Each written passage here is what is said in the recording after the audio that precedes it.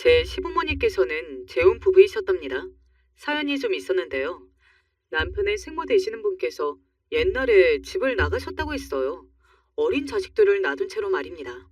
요즘이라고 해도 난리가 날 일이었는데 그 당시였으니 어떻게 자기가 낳은 새끼들을 두고 집을 나갈 수가 있느냐며 그렇게 모성애가 없는 여자가 있을 수는 있는 법이냐며 주변에서 난리가 났었고 아주 천인공노할 일이라며 모두가 혀를 차고 손가락질을 해댔다고 합니다. 남편의 생모가 왜 집을 나갔는가 하면 바람이 나셔서 그랬습니다. 생계를 위해 가족들을 위해서 부동산 일을 배워보겠다고 처음에는 그러셨다네요. 물론 처음의 의도는 정녕 순수하셨을 거예요. 하지만 부동산 일을 가르쳐주던 남자하고 눈이 맞아버리는 것은 예상에 없던 바였고요. 그 남자하고 단둘이 여기저기를 다니며 땅을 보고 건물을 보던 남편의 생모는 어느샌가 마음이 머나먼 콩밭에 가 있었습니다. 그러더니 어느 날 가출을 해버리셨던 거예요. 그 남자하고 사랑의 도피를 떠나셨습니다. 그래서 내가 한순간에 엄마 없는 아이가 되어버렸지.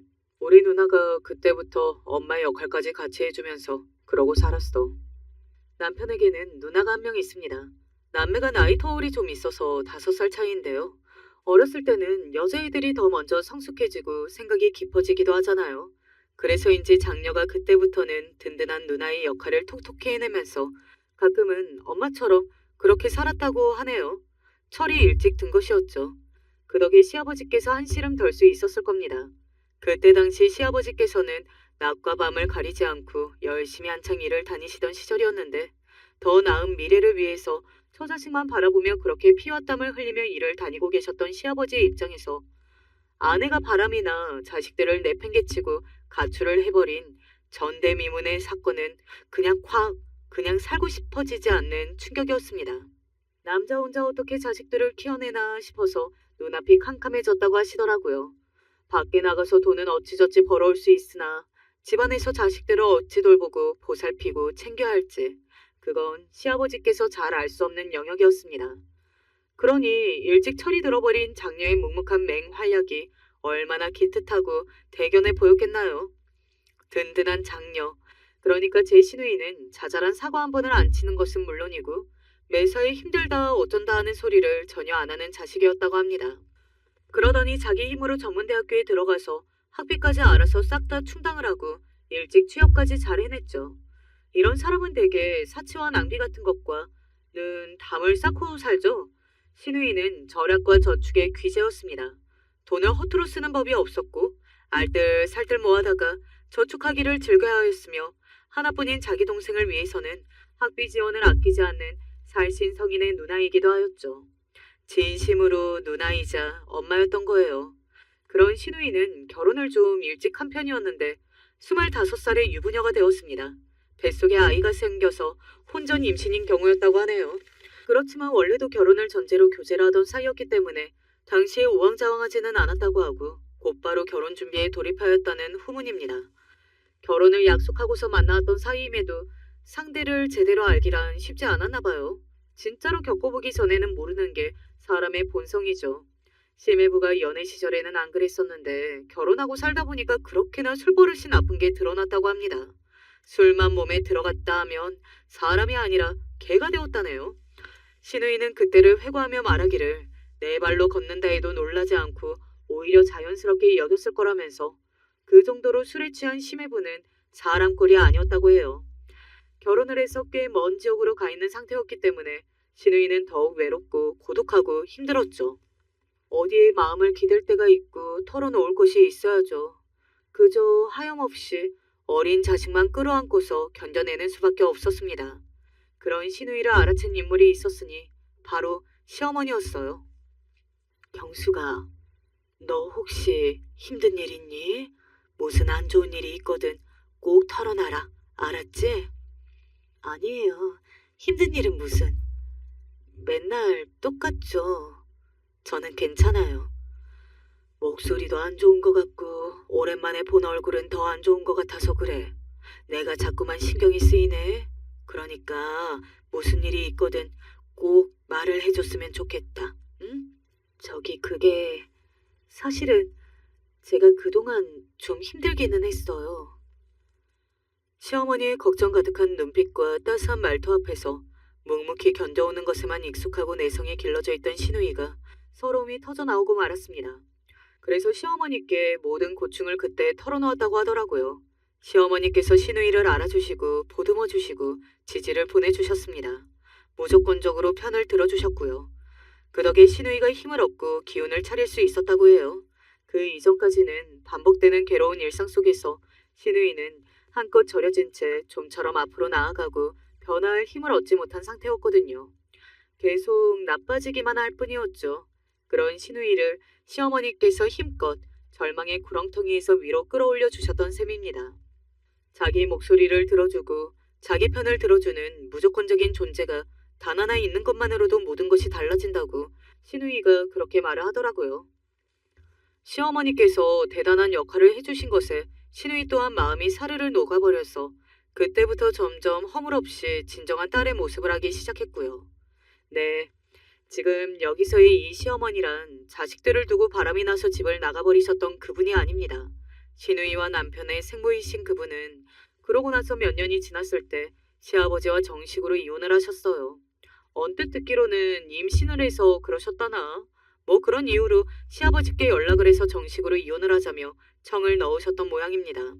진절머리가 날 대로 났던 시아버지께서는 더 끌고 갈 것도 없다 판단하셔서 그냥 그때 이혼 도장을 콱 찍어버리셨다네요.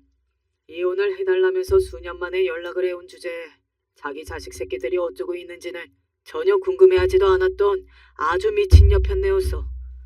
끝까지 자기 좋을 대로만 행동하고 자기만 세상에서 제일 불쌍한 것처럼 변명을 짓겨려댔던 정신나간 그 여편네. 생각만 해도 내가 자다가도 이가 빠드득 깔릴 정도야. 여자를 잘못 만나도 한참이나 잘못 만났다고 하시면서 시아버지께서는 그 인연을 두고두고 한탄하셨습니다. 또한 당신의 처가, 즉 제 남편에게는 외가인 그 집안하고 개싸움을 벌이셨거든요. 시아버지의 표현을 빌려 그 집안을 요약하자면 콩 심은 데 콩나고 팥 심은 데 팥난다였습니다. 알만하죠. 아무튼 징그러워서 치가 떨리는 인연을 막판에 개싸움까지 벌이시며 정리하신 시아버지께서는 긴 인생을 두고 누군가를 새로 만나고 싶다는 바람과 또 이상한 인연을 만나서 신세를 망칠까봐 두렵다는 걱정을 안고 사셨죠. 그러다가 시어머니를 만나셨던 거예요. 시어머니 또한 시아버지가 두 번째 결혼이었는데 일전에 사별을 겪으신 바 있었습니다. 시집 가시고 딱 1년 만에 교통사고로 사별을 겪으셨던 것이죠. 충격으로 유산을 하셨고요. 따라서 시어머니께 당신의 배로 낳은 자식은 없습니다. 마음씨 넓고 천성이 차분하신 시어머니께서는 당신의 첫 시댁 사람들과도 그 이후로도 잘 지냈다고 하네요. 그래서 자꾸만 새로 남자 좀 만나라는 성화를 첫 시댁 사람들로부터 들으셨고요. 그럼에도 쉽게 누군가를 안 만나며 조용히 흐르는 세월에 몸을 맡겨온 시어머니셨으나 시아버지를 만나 재혼을 하게 되셨습니다. 가슴으로 낳은 두 자식이 생겼고요. 그때 당시 남편이 고등학교에 재학 중이었어요. 시누이는 이제 막 취업을 해낸 상태였죠. 남편이 살갑고 착하고 이런 성격은 못 됩니다. 더군다나 멋쩍기 그지없을 고등학교 시절이었으니 계모와 어떻게 쉬이 가까워질 수 있었겠나요. 시누이 또한 전문대를 졸업하자마자 취업을 해서 정신없고 바쁘기만 하였고요. 어딘가 어색하고 형식적인 관계, 그것이 바로 시어머니와 두 자식들 간의 관계였습니다. 그러다가 시간이 더 흘러서 시누이가 결혼 생활이 힘들어하고 있을 때 시어머니께서 따스한 손길을 내밀어 주셨고 그때부터 변화가 시작되었던 거예요. 참고로 시누이와 시매부 두 사람은 끝내 이혼을 하지는 않았답니다. 첫째로 애들을 생각해서 시누이가 웬만하면 이혼을 하지 않겠다는 입장이었고요. 둘째로 시매부가 느린 속도이지만 점점 더 정신을 차려갔기 때문입니다. 시매부가 깽판을 치면 시누이는 집을 나와 자기 친정으로 향했고요. 그러면 시어머니께서 맛있는 찌개를 끓여주셨고 그러면서 시누이는 편안한 시간을 보냈습니다. 남겨진 시매부만 어리둥절 영문을 모르는 상황이 반복되었죠. 묵묵히 참고만 살던 여자가 자기 친정으로 홀라당 가버리기 시작하더니 이제는 자기 친정을 의지하며 여유로운 태도를 보이니까 시매부 입장에서는 이러다가 진짜로 내가 버림받겠다 싶어졌던 거예요. 그래서 점차 긍정적인 방향으로 변화를 하기 시작했다네요. 시아버지께서는 당신의 대견한 장녀가 그동안 힘들게 소가리를 하며 지내왔다는 걸 뒤늦게 아시고 무척이나 미안해하셨다고 합니다. 애비라고 있는 것이 어떻게 자식이 그렇게 힘들어하는 것도 모르고 전혀 눈치 한 번을 못 채고서 여태까지 태평하게 굴었으니 정말 면목이 없구나. 시아버지께서 자책하셨으나 이미 내면의 회복을 거친 시누이는 조금 더 서운해하지 않았죠. 그래서 시어머니와 다정한 모녀 사이가 된 모습이나 시아버지께 잘 보여드렸다고 해요. 그것으로 완벽한 대답이 될 터였으니 말입니다. 그때 시아버지께서는 새삼 시어머니와 재혼하기를 잘하셨다고 생각을 하실 수밖에 없었죠. 그렇다면 저는, 그리고 저희 부모님은 어떤 모습이었을까요? 저는 평범함의 결정체라고 할 수 있는 그런 길만 걸어온 사람이었습니다. 사는 형편은 잘 쳐줘봐야 서민인 수준이었지만 제가 외동딸이라서 그런지 잘하는데 경제적인 부족함을 딱히 겪어본 적이 없었고요. 항상 그럭저럭 잘 살아왔답니다. 저는 학교 생활도 교우 관계도 그리고 매번 거두는 성적도 언제나 보통이었어요. 표준 규격 같았죠. 대학도 무난한 4년제에 들어갔답니다. 딱히 뭘 공부해야 할지, 뭘 잘하고 뭘 좋아하는지 몰랐기 때문에 나중에 되어서 취업에 잘 먹힐까봐 전공을 경영학과로 골랐고요. 대학 재학 동안에도 딱히 이렇다 할 적성을 찾지는 못했어요. 그렇다고 해서 전공이 저에게 잘 맞는 것도 아니었죠. 대학 성적도 딱 보통 정도로 거두었네요. 심지어 취업까지. 대학 졸업 3개월 만에 아주 무난한 곳으로 들어갔어요. 사회 초년생으로서 경력을 쌓아가기에 괜찮아 보이는 어느 중소기업이었네요. 어엿한 직장인이 되기까지 제가 지나온 궤적만 보더라도 얼마나 부모님을 걱정 안 시키고 매사에 적당하게만 자라온 자식이었는지 능히 짐작이 되시지요. 저는 부모님을 크게 속썩인 적이 없는 외동딸이었습니다. 그랬던 저는 입사하고 나서 받은 첫 월급으로 효녀 노릇을 해보고 싶어졌고 그 돈으로 부모님께 여행을 보내드렸습니다. 아이고, 우리 혜영이 덕분에 호강한다. 그러니까 딸내미 하나 잘 둬서 편안하게 패키지 여행도 다 가보네. 고마워 우리 딸. 설렘 가득하셨는지 일찍이 여행 가방을 싸놓으신 채로 한박 웃음을 지으시던 아버지, 엄마의 모습이 제 눈에 선언합니다. 그 걱정 하나 없이 행복하던 웃음을 저는 앞으로도 영원히 잊지 못하겠죠. 여행 일정을 무사히 다 끝마치신 두 분은 귀가를 하시던 중에 교통사고를 당하셨습니다. 집에서 불과 5km가 채 안 떨어진 위치였습니다. 그 사고로 두 분 다 증상을 입으신 채 병원으로 이송이 되셨고요. 저는 그때 이 세상의 모든 후회를 끌어모은 채로 처절하게 죄책감에 젖어서 울부짖었습니다. 저만 아니었어도 제가 괜히 효도를 해보겠다느니 어쩌느니 하면서 설쳐대며 패키지 여행을 알아보지 않았어도 그런 거 안 가도 괜찮으니까 다음에 제가 시간이 여유로울 때 휴가 내서 셋이같이 여행을 가면 좋겠다고 두 분이 말씀하신 것을 따르기만 했었어도 제 고집을 중간에 꺾기만 했었어도 부모님은 여느 때처럼 멀쩡히 걷고 웃으며 그렇게 일상을 보내셨을 것입니다. 그런데 저 하나 때문에 병원에 누워 계셨어요. 아, 미치겠더라고요. 한순간에 일상이 인생이 이렇게나 무너질 수도 있나 싶어서 소름이 돋았고 무서워서 감히 잠에 들 수도 없었습니다. 제가 자는 도중에 두 분이 잘못되실까봐 혹시 한 분이라도 돌아가실까봐 겁이 나서 자의로 자보지도 못했습니다. 그때까지 저는 제가 외동자식이니까 부모님께는 저 하나뿐이니 제가 더욱 잘해야 한다는 그런 생각만 가지고 살았었는데 이런 상황에 놓여보니까 저야말로 저에게는 부모님뿐이었더라고요. 부모님 두 분이 안 계시면 저는 정말로 세상에서 외톨이가 되는 것이었습니다. 눈물이 마를 새가 없이 오열을 하면서 제발 살려만 달라고 하늘에 빌고 또 빌었던 것 같아요. 중환자실에서 먼저 호전을 보이셨던 분은 아버지였습니다. 사고 이후 그때 처음으로 가슴을 쓸어내리며 약간의 안도감이 남아 맛봤었죠. 엄마는 계속 상태가 안 좋아서 제가 무섭고 초조했는데 회복세에 접어드신 이후로는 점차 건강을 되찾으셨습니다. 천만 다행이었죠. 하늘에 감사했네요. 기도한 보람이 있다고 생각했어요. 먼저 호전을 보이셨던 아버지는 반대로 계속 누워 계시는 생활을 하셨습니다. 사고가 났던 때로부터 1년, 이제 엄마는 힘겹게나마 당신 스스로 일상생활을 보내실 수 있었으나 아버지는 누군가의 도움이 없으면 어려웠습니다. 혼자 거동을 못하셨어요. 그래서 하루의 대부분을 누워있고 앉아있고 가만히 그렇게 보내셨죠. 그 옆에는 엄마가 딱 붙어 계셨고요. 혜영아, 너무 걱정 마라. 엄마가 네 아버지 잘 돌보고 있어. 우리는 잘 지내고 있으니까 혜영이 너는 아무 걱정 말고 밥 잘 챙겨 먹고 일 잘 다니고 힘든 일 있으면 언제든지 말하고. 그 무렵 집에 전화를 할 때마다 저는 눈물을 훔쳤던 것 같습니다. 끝도 없이 죄송스러워서요. 원래 다녔던 첫 직장이었던 그곳은 진작에 그만둔 뒤였고 두 분 다 퇴원을 하신 이후로는 제가 새로운 직장을 잡아서 일을 다니고 있었는데 부모님 댁에서 멀어서 자취를 했습니다. 그래도 그곳이 연봉도 잘 쳐주고 경력을 쌓기 에도 좋았거든요. 미래를 내다보고 그런 선택을 한 저를 부모님은 지지해 주셨으며 제가 힘들까봐 온통 그 걱정뿐이셨습니다. 엄마는 당신의 몸도 썩 좋지 못하면서 아버지까지 보시느라 그게 얼마나 힘드실까 싶어서 그 생각을 할 때면 저는 하루에도 몇 번씩 일을 하다가도 깊은 한숨이 나왔습니다. 단 한 번도 제 탓을 하지 않으신 부모님의 모습만 생각하면 눈물이 날 것만 같았죠. 더욱 슬픈 점은 제가 부모님이 늦게 보신 자식입니다. 제가 외동이자 늦둥이였던 거예요.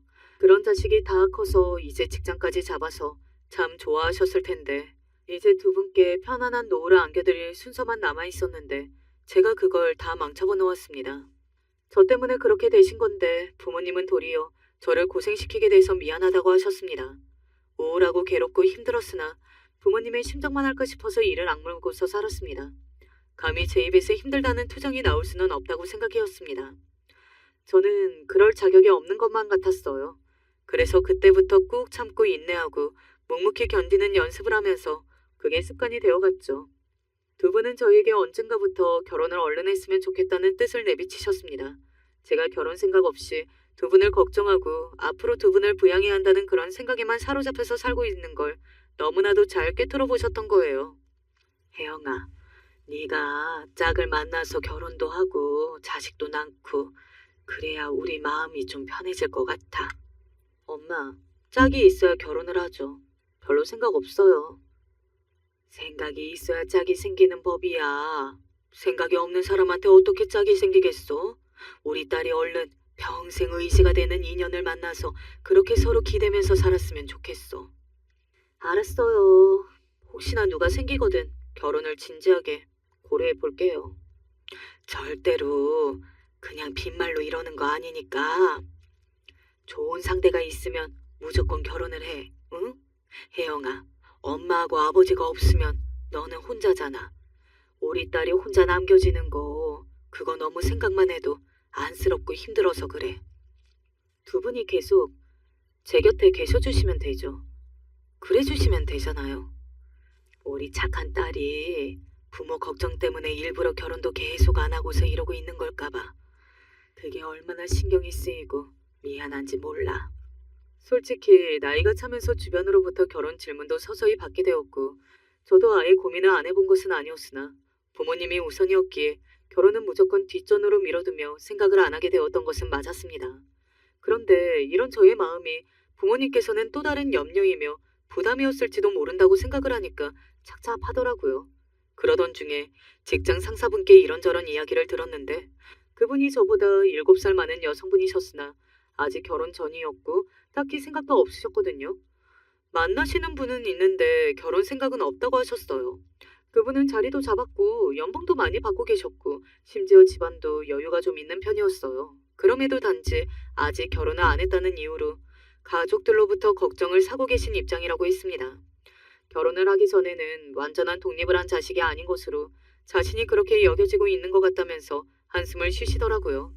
그 소리를 듣는데 왠지 양쪽이 다 공감이 갔어요. 그러면서 경제적인 안정이나 다른 부수적인 것들이 저보다 더 나은 분도 저런 걱정을 사고 계신 입장인데 저희 부모님이 제 결혼 문제를 걱정하시는 건 너무 당연한 거라는 생각이 들었습니다. 부모님이 마음에 쌓여있는 무거운 짐, 그것을 덜어내기 위해서라도 제가 웬만하면 좋은 짝을 찾아서 얼른 결혼해야겠다고 싶더라고요. 납득이 된 것이었죠. 그리고 제가 손주라도 안겨드리면 부모님이 얼마나 좋아하시고 그 인생의 새로운 활력이 될까 싶어서 그런 기대도 있었고요. 저는 저보다 3살 연상의 남자와 1년을 만나본 후 결혼 이야기를 나누게 되었고요. 그렇게 처음 만났던 때로부터 1년 6개월여가 지나간 무렵에 결혼식을 올렸으며 부부가 되었습니다. 완전히 동정업은 아니었으나 비슷한 직군에서 일을 하던 남편이었어요. 그래서 대화가 처음부터 잘 통했고요. 언뜻 무심하고 투박해 보이지만 유쾌하고 자신감 있게 말을 하는 남편의 모습에 끌렸었죠. 또한 저희 부모님의 사정을 너무 유난스럽게 받아들이지 않고 자연스레 여기는 모습이 호감이었고요. 마치 살다 보면 그런 일이 당연히 일어날 수도 있다는 식으로 그저 자연스러운 반응이었어요. 아마 남편 본인도 부모의 이혼과 재혼이라는 큰일을 겪어서 아무래도 무던한 자세를 가지게 된 것이 아닐까 싶었습니다. 그리고 저는 진중해 보이는 시누이가 마음에 들었거든요. 남들은 결혼하면 시누이하고 신경전부터 버린다느니 안 보고 사는 게 상책이라느니 그런다고 하던데 저는 반대로 남편하고 아직 결혼하기 전에 시누이를 소개받고 인사를 나눴던 자리에서부터 인간적인 호감을 느꼈습니다. 시누이도 마찬가지였는지 저한테 소탈한 태도로 저를 대해줬고요.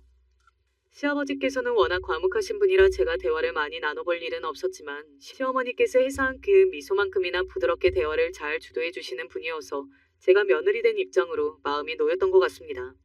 신혼집은 시댁에서 차로 40분 정도 걸리는 거리였고요.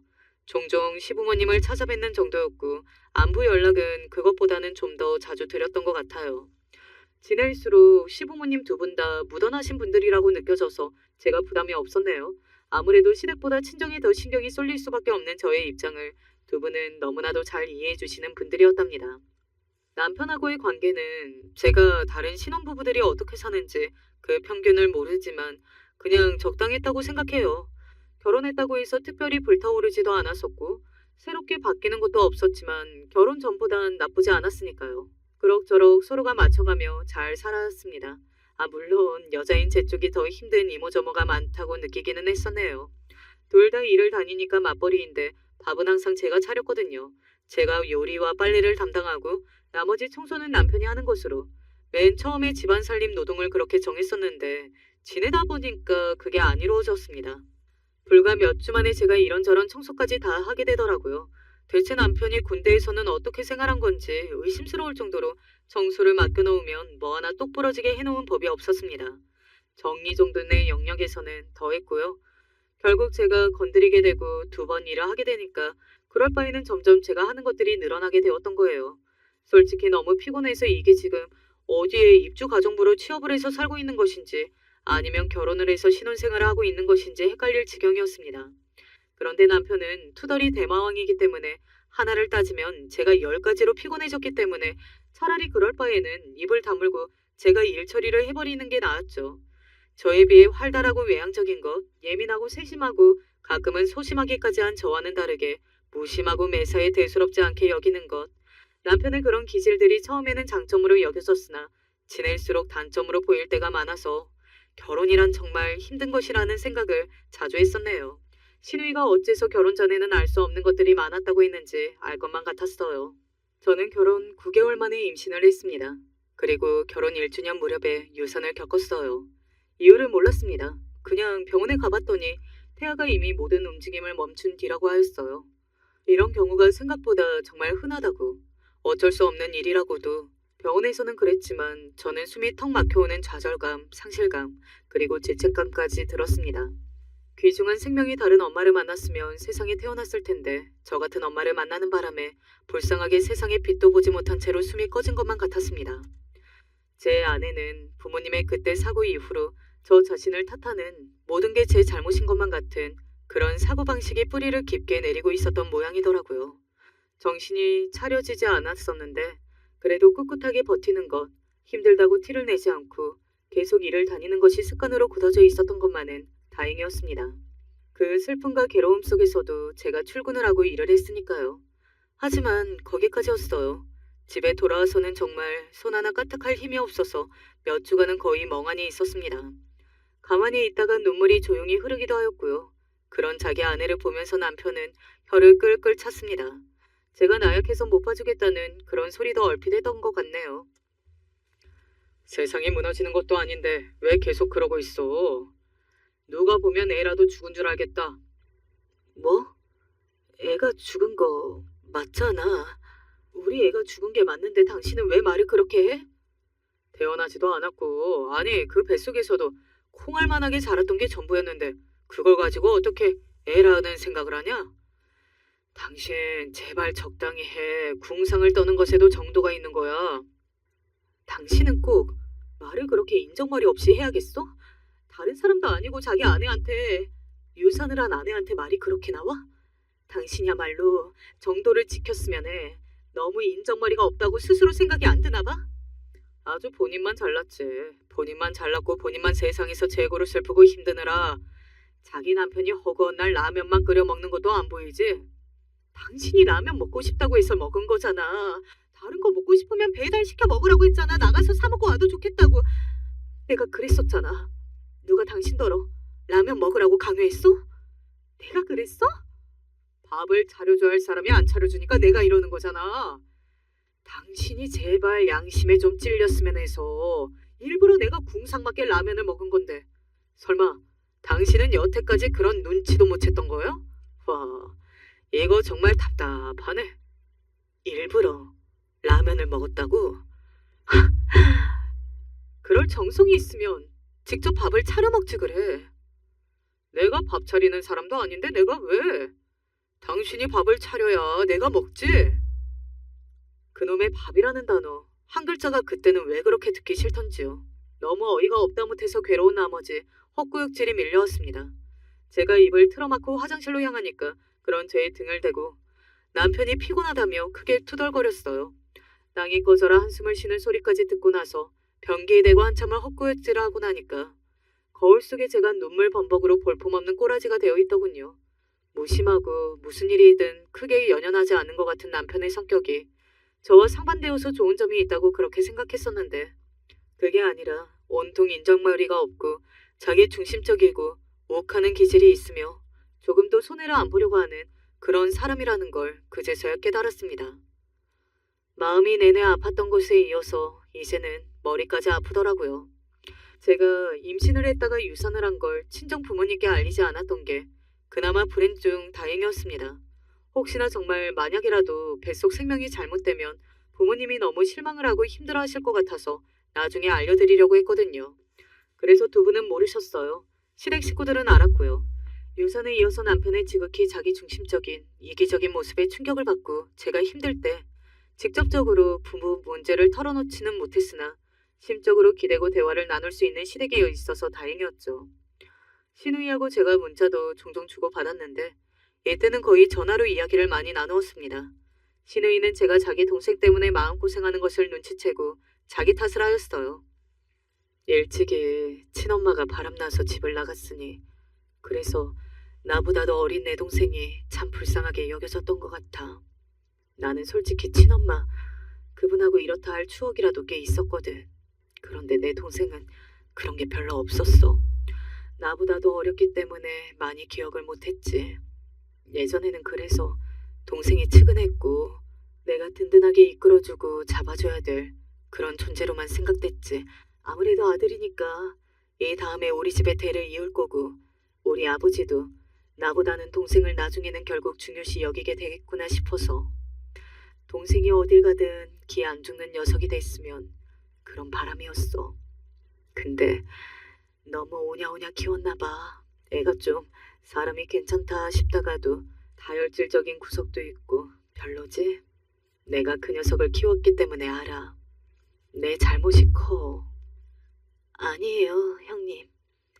저희 부부간의 문제이고 개개인의 문제일 뿐이지 여기서 누구의 잘못이다 그럴 건 아닌 것 같아요. 그냥 이런 사람 저런 사람 다 어느 정도는 타고나는 게 아닐까 싶네요. 아이고, 우리 올케가 정말 기운이 하나도 없구나. 왜 이렇게 자포자기한 목소리야. 그렇다고 해도 올케, 못난 내 동생 어떻게든 엉덩이 두들겨 가면서라도 데리고 살아줘야 한다.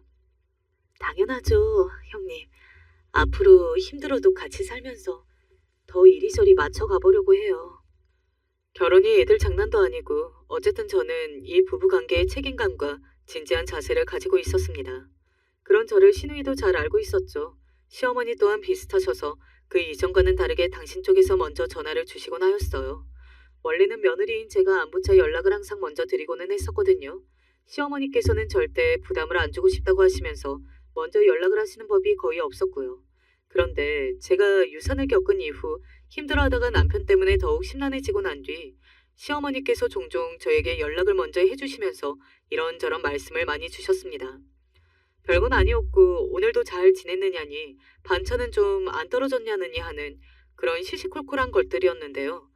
저를 신경 써주시느라 그런 것을 알았기에 번거롭기보다는 그저 감사하더라고요. 이 결혼 생활을 버티게 하는 기운이 시댁으로부터 나왔었네요. 그래서 저는 시간이 걸리더라도 남편과 천천히 관계를 회복해가면서 연애 시절처럼 그렇게 편안한 분위기 속에서 지내고 싶다는 바람이었습니다. 하지만 저와는 정반대의 생각을 남편은 가지고 있었더라고요. 언제부터인가 남편의 입버릇에서는 바빠 라는 두 글자가 붙기 시작했습니다. 저와 일하는 환경, 수준, 뭐 그런 것들이 대체로 비슷했기 때문에 제가 잘 알았거든요. 바쁠 시기가 아니었어요. 그런데 자꾸만 바쁘다고 하면서 일 핑계를 대고 집을 비우는 시간이 많이 가졌습니다. 저는 저와 단둘이 집에서 시간을 보내는 게 어색하고 불편해서 남편이 혹시 저러나 싶었죠. 저한테 너무하게 굴었던 걸 속으로 반성하면서 민망해하는 것인가 하는 짐작도 잠시나마 했었습니다. 네, 제가 아주 순진하다 못해서 멍청했던 겁니다. 자기 남편이 바람났다는 것도 모른 채로 엉뚱한 생각이나 하고 있었던 여자가 바로 저였습니다. 빨랫감을 고르다가 집어든 남편의 옷주머니에서 여자 립스틱이 나왔는데 그걸 보자마자 머릿속에 하얘지더라고요. 당연히 제 것은 아니었고요. 여자가 있다는 것도 그렇지만 이게 굳이 주머니 속에 들어가 있다는 것은 많은 것을 시사하고 있었습니다. 잡아댈 생각은 추호도 하지 말라는 단호한 표정으로 그것을 보여주니까 남편은 발뺌을 하려다가 스스로도 그건 아니다 싶었는지 얼굴이 벌겋게 달아오른 채로 헛웃음만 계속 지었습니다. 그러더니 이런 소리를 뱉더군요. 와, 얘가 아주 도발적이네. 내가 아직 와이프한테는 알릴 때가 아니라고 그렇게나 말을 했는데 결국 이런 수작질을 벌여놨어? 이야, 보통 내기가 아니야. 대단히 깜찍해. 그러니까 바람난 여자, 즉 상간녀가 남편 몰래 이런 짓을 벌인 모양이었어요. 저는 그 립스틱을 발견한 순간 그렇게 여겼었죠. 이건 남편의 아내인 저에게 보내는 상간녀의 메시지라고요. 아주 연놈들이 놀고 자빠져 있었습니다. 분노로 몸이 덜덜 떨리는 걸 간신히 참아내면서 말했습니다. 헤어질 거냐고요. 이제 어쩔 생각이냐고요. 그랬더니 남편이 뭐라고 했던 줄 아시나요? 역으로 저에게 이제 어떡할 거냐고 묻더군요. 이혼? 혹시 원하는 게 이혼인가? 그걸 듣자마자 저는 남편이 저와 이 일로 이혼하게 되더라도 아무런 상관이 없다는 것을 알았습니다. 표정에는 두려움, 걱정 이런 게 없었거든요. 제가 어떻게 나올지 순수하게 궁금하다는 그런 느낌뿐이었습니다. 인간적인 배신감과 실망감으로 소름이 다 끼칠 지경이었습니다. 그리고 이런 놈이 원하는 대로 순순히 따라주고 싶지 않다는 생각이 불쑥 들더라고요. 글쎄, 이러든 저러든 나한테 달린 거 아니야? 내가 선택권, 결정권 다 쥐고 있잖아. 당신은 죄를 지었으니 상황을 좌지우지할 수 없지. 이혼을 하든 안 하든 그건 내가 결정해. 제가 설마 이렇게 당당하고 똑부러지게 나올 줄 몰랐는지 남편은 뒤통수를 세게 얻어맞았다는 얼굴이 되었어요. 말문이 막혀서 어쩔 줄 모르더군요. 저를 얼마나 우습게 보았으면 저럴까 싶어서 속이 쓰라리기도 했고 약간은 통쾌하기도 했습니다. 도통약을 먹으면서 또 꾸역꾸역 출근을 하는 제 모습이 씁쓸하기도 하던 며칠 뒤의 일이었습니다. 남편과 그간 냉전 상태로 대화를 안 했는데 뭔가 결단을 내린 모양인지 저보고 얘기 좀 하자고 하더군요. 무슨 개소리를 하려나 싶어서 그러자고 했죠. 그런데 예상한 것보다 훨씬 더 개소리를 듣고 말았습니다. 저에게 대뜸 상간녀와 놀러가서 찍은 사진을 보여주었고요. 당신이 봐도 잘 어울리는 항상이지? 뭐라고? 지금 미쳤어? 술 마신 거야? 내가 요 며칠 많은 생각을 해봤는데 내가 진정으로 사랑하는 건 이 여자 같더라. 닭똥 같은 눈물을 내 앞에서 뚝뚝 흘리면서 립스틱을 내 옷에 몰래 넣은 건 미안하지만 이렇게 해서라도 나를 가지고 싶었다고 말을 하는데 그 모습을 보면서 이 여자가 원망스럽긴커녕 아껴주고 지켜주고 싶다는 생각이 들었어. 내가 당신에게 품었던 감정은 사랑이 아니라 동정 같아. 동정심. 당신 집에 좀 안 좋은 일이 있었잖아. 그 얘기를 듣고서 내가 동정심을 가진 건 아니었을까? 뭐 그런 생각이 들더라. 아무튼 이 여자가 내 진짜 사랑이고 나는 정말로 사랑하는 여자하고 남은 인생을 살고 싶어. 살면서 누군가를 이렇게 강력히 후려 갈기고 싶은 욕구는 처음이었죠. 그런데 너무 화가 나서 머리가 어지러운 나머지 그러지 못했네요. 남편은 머리를 짚고 끙끙거리는 저를 보다가 무릎을 꿇었습니다. 이혼을 해달라고 했어요. 진짜 사랑을 찾아가게 도와달라고 하더군요. 당신 가족들도 아냐고 하니까 자기가 곧 말을 할 테니까 저보고 먼저 입을 놀리지 말라 달라고 했습니다. 당신 통장에 1원까지 다 주면 이혼을 해주겠다고 하니까 벌떡 일어나면서 저한테 독한 여자라고 말했고요. 누가 누구더러 독하다는 건지 웃음이 나왔네요. 곧 아버님 생신이라서 내가 봐주는 줄 알아. 그때까지 내가 입 다물고 있을 예정이야. 그 안에 그 여자를 정리하든지 나한테 당신 통장에 돈 1원까지 탈탈 털어주고 이혼하든지 양자택일로 결정을 해두는 게 좋을 거야. 제가 싸늘하게 말하고 먼저 대화를 끝냈습니다. 남편은 자기 뜻대로 안 풀렸다는 것에 기분이 나쁜 모양이었고요. 아니 그것보다는 제가 상황을 주도하고 지시를 내리고 있다는 것에 모멸감을 느꼈을지도 모르겠습니다. 그 이전까지는 제가 조용히 다 맞춰주고 다 희생하는 역할이었으니까요. 처음에는 몰랐으나 같이 부부로 살면서 알게 된 남편의 특징 중 하나는 다분히 충동적인 성향이라는 것이었습니다.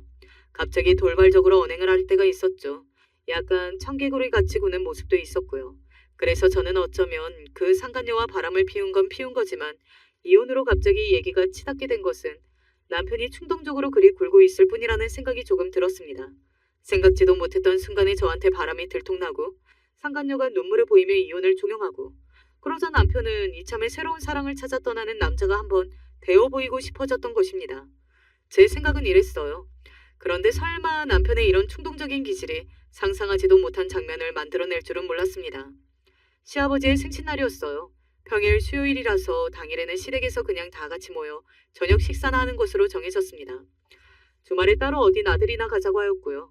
남편은 퇴근 후에 각자 따로 시댁에 가자고 저에게 먼저 말을 해왔어요. 아휴, 어떻게 시아버지 생신인데 아들 며느리가 같이 들어오는 모습 하나를 못 보여드리나 싶어서 솔직히 남편이 한심스러웠습니다. 그냥저냥 잘해야겠다는 생각을 하면서 부지런히 퇴근을 하자마자 시댁으로 향했네요. 제가 서둘렀는데도 손빠르신 시어머니께서는 이미 모든 준비를 다 해놓으신 상태였고요. 다 모이면 그때 상위에 차리기만 하면 되도록 다 꼼꼼하게 준비를 하셨더라고요. 멀리 사는 시누이하고 시매부가 둘 다 반차를 내고서 오전 근무만 한 뒤에 애들 데리고 시댁에 왔더라고요. 시매부는 죄 많은 사람이라 그런지 불편한 공기 속에 갇혀 있었나 봐요. 제가 오니까 무척 좋아하더라고요. 제가 그런 걸 바로 눈치채고서는 일부러 시매부한테 이런저런 대화를 많이 걸고 장단을 맞춰주었네요. 경민이는 일이 요새도 계속 바쁘다니? 퇴근은 했다니? 언제 오는지 슬슬 도착했으면 좋겠는데. 남편이 언제 오는지 시어머니께서 궁금해하셨고 시조카 애들은 빨리 냉장고에 들어가 있는 케이크를 먹고 싶다며 성화였습니다. 그래서 제가 소리 없는 한숨을 쉬며 남편에게 연락을 해보려던 그때였어요. 현관문이 열리더니 남편이 등장했습니다. 옆에는 상간녀를 끼고 말입니다. 저 왔습니다. 전에 없이 당당한 외침과 입장한 남편을 모두가 입을 쩍 벌린 채 바라보았죠. 그 옆에 상간녀는 민망하고 면목없다는 표정을 짓고 있었는데 그러면서도 꾸역꾸역 이 자리에 같이 온 걸로 봐서는 남편의 옷에 립스틱을 넣어놓은 그 정식머리가 여전한 듯 했습니다. 이제 오니? 그런데 누가 같이 왔네? 누구길래? 당황하신 시어머니께서 어색하게 웃으며 물어보셨고 그러자 남편은 상간녀의 손을 꼭 붙잡았어요. 그 즉시 시누이가 저를 쳐다봤습니다. 기가 막힌 상태인 제 얼굴을 확인하고서는 남편의 바람을 제가 알고 있었다는 걸 시누이가 짐작하더군요. 야, 너 지금 제정신이야? 올케를 두고 바람이나? 그리고 오늘이 아버지 생신인데 네가 지금 바람난 여자를 데리고 온 거야? 아, 누나 진정해. 나도 다 생각이 있어서 이러는 거니까. 저기 아버지, 제가 진정한 사랑을 찾았습니다. 바로 이 여자입니다. 제가 지금 제 뜻대로 이혼을 할 수가 없어서 부득이 이렇게나마 먼저 밝히게 됐습니다. 남편은 똥폼을 잡으며 시누이를 나무라더니 시아버지께 상간녀와의 사이를 밝혔어요. 저를 두 사람의 진정한 사랑을 갈라놓은 회방꾼으로 묘사를 하더군요. 두 사람이 얼마나 애가 타는 심정으로 그간 만나왔는지 남편이 줄줄 늘어놓았고 상간녀는 눈물이 그렁그렁했습니다. 저는 온몸에 피가 시는 기분이었죠. 그리고 시아버지께서는 남편의 말이 끝나자마자 싸대기로 후려치셨습니다. 이런 미친 후레 자식을 봤나? 너무 세게 때리셔서 제가 깜짝 놀랐는데 가슴이 뻥 뚫리더군요. 시조카들은 얼른 시어머니께서 방으로 데리고 들어가셨고요. 아버지, 저한테 혹시 실망하셨을 수도 있는데 그래도 제가 아버지 아들이에요. 하나뿐인 아들. 이놈 인생에서 유일하게 잘한 짓 하나가 바로 결혼이었는데 그걸 망쳐? 시아버지의 기세가 대단했고 남편은 빨개진 뺨을 부여잡은 채로 뒷걸음질을 쳤습니다. 시매부가 시아버지의 옆에 서면서 남편을 노려봤어요. 남자 대 남자로 이해가 안 간다. 저남, 제정신이야? 눈깔이 비었어? 나도 동감이야. 어떻게 올케를 두고 저딴 여자를 만날 수가 있어? 딱 보면 견적이 나오지. 너같이 눈깔빛 녀석이 내 동생이라니 수치스럽다. 너를 위해 노력했던 그 모든 게 후회가 돼. 너 이제 내 동생 아니야. 신우이 또한 가세하였죠. 그 광경에 제 가슴이 울렁거리고 있을 때 시아버지께서는 남편을 한 대 더 때리셨습니다. 예전보다 더 세게 뺨을 치셨고 어안이 벙벙해져 있던 남편은 그걸 맞고서 발이 꼬여서 바닥에 넘어졌어요. 시아버지께서는 상간녀에게 경고하였죠. 처음 본 사람 때리고 싶진 않으니 당장 썩 꺼져. 그러자 상간녀가 고민도 않고 후다닥 달려나갔고 남편이 당황했습니다. 자기야, 나 두고 가는 거야? 얘기한 거랑 다르잖아. 온 가족이 자기 편이라며. 자기 말이라면 꿈뻑 죽는다며. 자기가 집안에서 왕자라며. 와이프는 집안에서 찬밥 신세라며. 근데 직접 보니까 완전히 반대잖아. 상간녀는 억울하다는 듯이 그렇게 소리를 지르고는 신발을 다급히 신고서 사라졌습니다. 그리고 남편만이 난감한 신세로 모두의 차가운 눈빛을 받고 있었습니다. 방법이 저뿐이라는 걸 알긴 했는지 저와 눈이 마주치자 갑자기 눈물을 글썽이며 무릎걸음으로 저에게 다가오려 했죠. 하지만 신우이가 막아섰습니다. 야, 좋은 말로 할 때 너도 꺼져. 남편은 자기 편을 들어줄 사람을 찾아서 두리번거렸지만 아무도 없었죠. 그때 방에서 시어머니께서 나오셨는데 남편을 외면하면서 휙 고개를 돌리셨습니다. 절제히 혼자가 된 남편이 부들부들 떨면서 일어났고 쓸쓸히 퇴장을 마쳤어요. 그제야 저는 다리에 힘이 풀려서 주저앉았네요. 그런 저를 모두가 보듬어 주었네요. 다들 남편이 제정신이 아니라면서 저에게 면목없어 하였고요. 비록 남편은 아나무인이었으나 시댁만은 제가 잘 두었다는 생각을 재차하면서 그 순간에 이혼 결심을 굳혔습니다. 실패한 결혼 생활에서도 시댁이라는 인연을 건진 것처럼 인생은 의외의 면을 보여주면서 흘러가는 것인데 제가 남편 때문에 이런 결혼 생활에 계속 고여있기가 싫어졌어요. 고인 것은 썩기 마련이니까요. 조심스레 제가 이혼 의사를 밝혔고 그러자 모두가 놀라서 입을 다물었는데 유일하게 시아버지께서 즉각 그러라고 해주셨습니다. 아니다 싶으면 하루라도 빨리 갈아서는 게 인생을 건지는 법이다. 그래, 잘 생각했다. 감사합니다. 덕분에 용기를 얻었습니다. 그리고 아버님 덕분에 제가 참 속이 후련했습니다. 제가 눈물 젖은 눈으로 감사 인사를 하며 웃자 그제서야 다들 고개를 끄덕여 주었었죠. 저는 당연히 남편에게 이혼 선언부터 날렸고요. 그렇게나 저와 이혼을 하고 싶어 하더니 막상 제가 그러자고 하니까 당황하면서 남편은 무릎을 꿇었습니다. 내가 미쳤었나 봐. 나 원래 안 그런 사람이잖아. 당신도 알지? 원래는 안 그런 사람인데 잠깐 정신이 나갔었던 거야. 모르겠는데? 내 생각에는 당신은 원래 그런 사람이 맞고 잠깐 괜찮았을 때가 있었던 것뿐이야. 내가 그 잠깐에 속았던 거지. 이혼을 안 해주겠다고 해도 소용없어. 그럼 당신만 더 골치 아파져. 소송이라는 거 겪어보고 싶으면 내가 장단 맞춰줄게. 어떡할래? 남편은 저에게 차분하고 조용한 줄만 알았는데 이렇게 할 말 다 하고 입속 다 챙기는 여자인 줄 몰랐다고 하면서 울었습니다. 고작 그딴 소리나 하면서 눈물을 흘리는 남자와 평생을 약속했었다니. 제가 암만 해도 눈이 삐었던 것 같더라고요. 제 뱃속의 아이가 엄마가 고생하는 걸 보고 싶지 않아서 일찍 천국으로 소풍을 떠났던 것은 아니었을까 싶은 생각마저 들었습니다. 죄를 지은 쪽에서 버티는 건 한계가 있었죠. 결국 남편은 저와 이혼을 하는 수밖에 없었습니다. 부부로 지낸 시간이 길지 않았지만 그럼에도 제가 유리하게 챙길 건 다 챙기면서 이혼을 해냈고요. 시댁 식구들 덕분이라고 할 수 있었겠네요. 이혼을 하면 시댁과는 생판남이 되는 게 당연하지만 저는 그렇지 않았답니다. 시어머니께서 워낙 저를 잘 챙겨주셨고 시누이하고도 또 워낙 성격이 잘 맞아서요. 신기하게도 좋은 관계를 유지할 수 있었죠. 시아버지께서 워낙 당신의 전처를 징그럽게 싫어하셨는데 아들이 하필 외탁을 한 것 같다고 보신 모양입니다. 웬만하면 당신의 아들을 안 보려고 하셨죠. 집안의 기둥이 그렇게 나오니 나머지 식구들도 자연스레 그 분위기를 따라갔고요. 그래서 제 전남편은 외로운 낫동강 오리알 신세로 전락했답니다. 당연히 그 상간녀하고는 헤어진 지 오래였고요. 저와 다시 잘해보고 싶다고 설쳐댔으나 제가 미쳤다고 받아주나요? 저는 시간이 좀 흐른 뒤에 좋은 인연을 새로 만났어요. 일찍 양친을 여의고 친척들의 돌봄 아래 자라온 남자입니다. 그래서일까요? 저희 부모님을 마치 친부모님처럼 여기면서 정말 살갑게 잘해요. 그래서 제가 이혼을 겪은 것에 속상해하시던 부모님의 슬픔이 단박에 날아가 버렸답니다.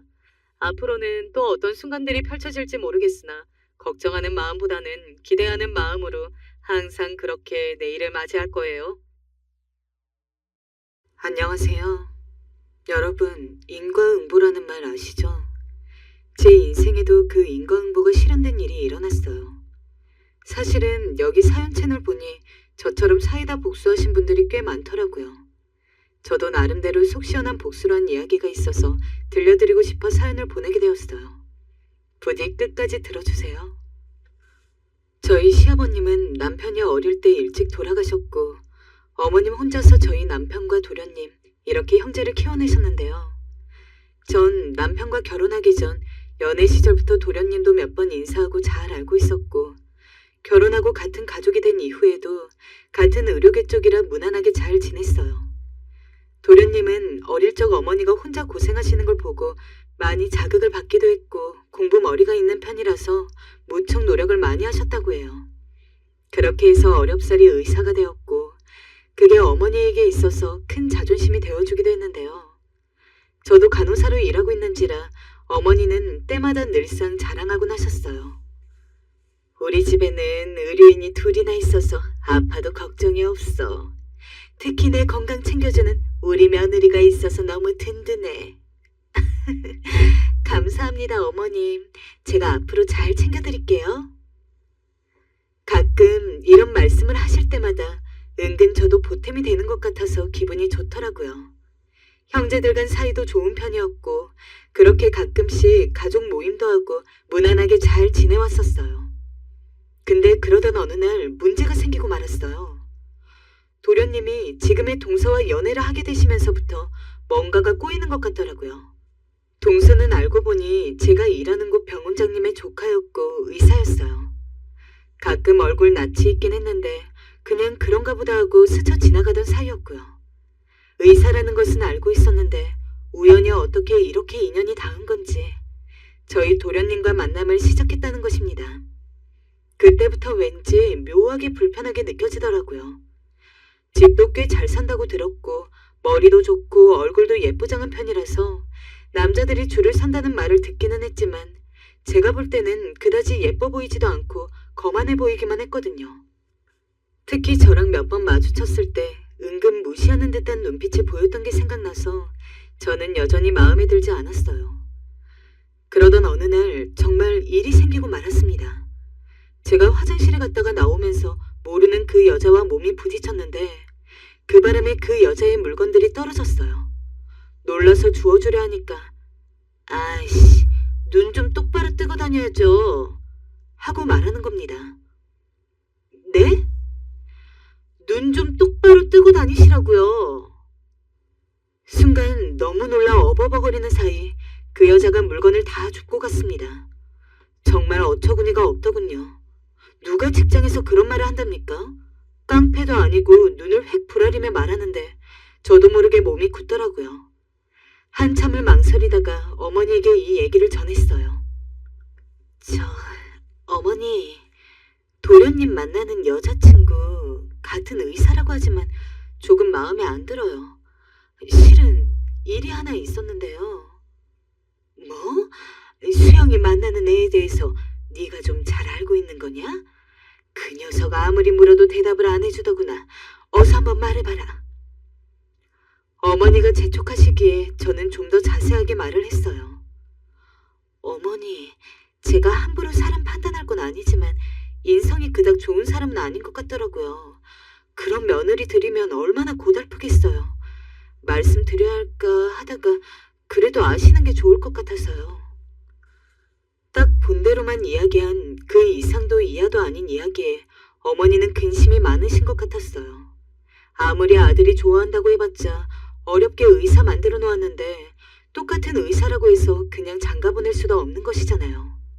저도 아들이 있다 보니 어머니 심정이 이해가더라고요. 그런데 어째 상황이 좀 꼬이는 듯 하면서 이상하게 흘러가더군요. 차라리 아무 말도 하지 말고 가만히 있어야 했나 싶은 상황으로 기울게 되었고 너무 창피해서 얼굴에 진땀이 났어요. 어머니의 마음은 부정적인 쪽으로 많이 치우치신 상태인데 도련님이 갑자기 충격적인 발언을 한 것이었어요. 듣고 온 가족이 모두 놀라서 밥을 먹다가 멈추게 되어버렸어요. 엄마, 나 지금 만나는 사람이랑 결혼하려고요. 곧 인사시킬게요. 저뿐 아니라 어머니도 너무 놀라셨고 남편도 놀라서 한마디를 하게 되었어요. 너 지금 만나는 그 의사 여자친구? 평판이 엄청 안 좋다던데? 그 말을 들은 도련님의 표정은 매우 놀란 듯 황당해하면서 바로 받아치시는 게 아니겠어요? 뭐라고요? 누가 그런 말을 하고 다니는 거야? 형은 그런 이야기를 어디서 들었어? 네 형수도 같은 쪽에 있잖아. 듣기에는 부잣집 딸로 자라서 그렇게 사치스럽고 아주 오만하다던데. 그런 여자 들여서야 되겠냐? 저는 너무 당황해서 그만 딴 데를 보게 되었고 도련님은 아주 복잡한 마음이셨는지 목소리가 확 낮아지시더라고요.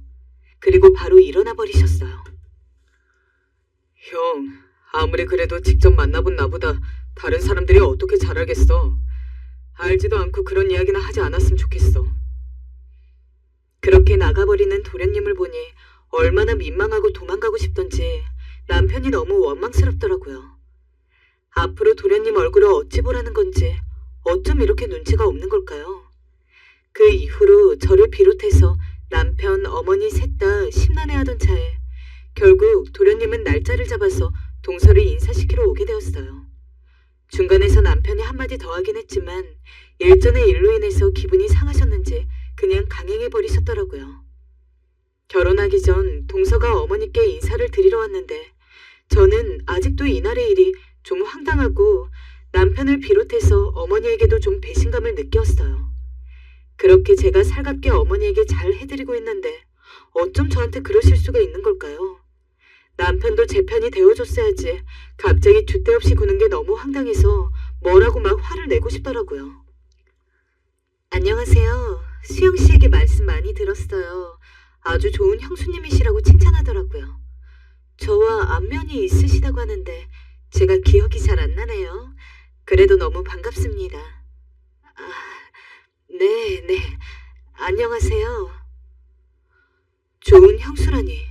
분명히 남자친구인 도련님한테 이야기를 전해 들었을 것 같은데 너무 가식적인 거 아닌가요? 그리고 저랑 몇 번 눈 마주친 기억이 있으면서 기억이 안 난다니요. 첫 대면부터 기분이 상하던 중 동서는 진짜 보통이 아닌 사람이란 걸 알게 되었는데요. 이때 어머니의 태도가 너무 달라져서 솔직한 마음으로 어머니도 정말 얄밉게 느껴지더라고요. 어머님, 안녕하세요. 늘 만나 뵙고 싶었는데 이제야 만나 뵙게 되네요. 빈손으로 오긴 그래서 선물 하나 준비해 왔어요. 큰 건 아니니 그냥 부담 없이 받아주세요. 아휴, 그래요. 어서 와요. 뭘 이런 걸 다 사오고 그래요. 그냥 와도 되는데. 아니, 근데 세상에, 이거 명품 아니에요? 아이고, 이걸 초면에 내가 어떻게 받아야 하는지. 대체 얼마나 도련님이 탐났으면 첫 만남에 어머니에게 명품 선물을 해오는 걸까요? 누가 보면 결혼 예단이라도 되는 줄 알 것 같아요.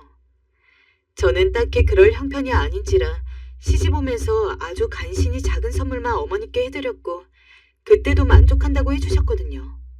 근데 동서가 내미는 명품백을 보시더니 입이 벌어지면서 애처럼 좋아하시는 모습에 어찌나 속물처럼 느껴졌는지 모릅니다. 그런데 거기에 대답하는 동서 말도 아주 가관이었어요. 진짜 보통 내기가 아니더라고요. 아니에요. 어머니 할인가에 저렴하게 산 거니 편안히 받아주세요. 그리고 어머니, 우리 수영씨 낳아주시고 키워주셨는데 이 정도는 기본 아니겠어요? 부담 갖지 말고 받아주세요. 제가 더 잘할게요. 어머니, 저 들어가도 되죠? 그럼요. 얼른 들어와요. 부잣집 딸로 태어났다면서 뭐가 저렇게 아쉬워서 시어머니한테 지고 들어가는 건지 어이가 없더라고요. 어지간히 자존감이 부족하단 것 같다는 생각까지 들더라고요. 아주버님, 형님, 두 분 선물 더 준비했어요. 받아주세요. 동서가 그러면서 내민 건 백화점에서 사온 과일 바구니와 고가의 양주였어요. 그걸 받자마자 해벌레의 입이 벌어졌고 그때부터 남편은 입이 마르도록 칭찬을 하더라고요.